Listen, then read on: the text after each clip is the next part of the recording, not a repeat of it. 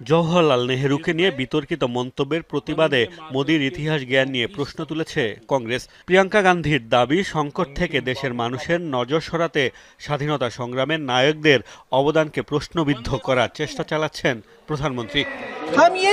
পার্লামেন্টে বন্দে মাতরম নিয়ে এই বিতর্কের কারণ দুটি। একটি হলো পশ্চিমবঙ্গের আসন্ন নির্বাচন, সেখানে প্রধানমন্ত্রী তার প্রভাব বিস্তার করতে চাইছেন।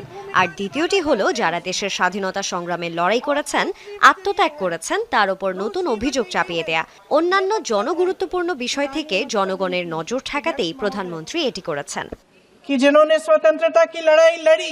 এদিকে পার্লামেন্টের বিশেষ অধিবেশনে ধর্মের প্রসঙ্গ টেনে বন্দে মাতরম গাইতে অস্বীকৃতি জানিয়েছেন মুসলিম এমপিরা। তবে জাতীয় গান হিসেবে গানটিকে প্রাপ্য সম্মান দেখাবেন বলেও জানিয়েছেন তারা। আমরা বন্দে মাতরমকে সম্মান করি, আপনারা বন্দে মাতরম গান, আমরা দাঁড়িয়ে সম্মান জানাই।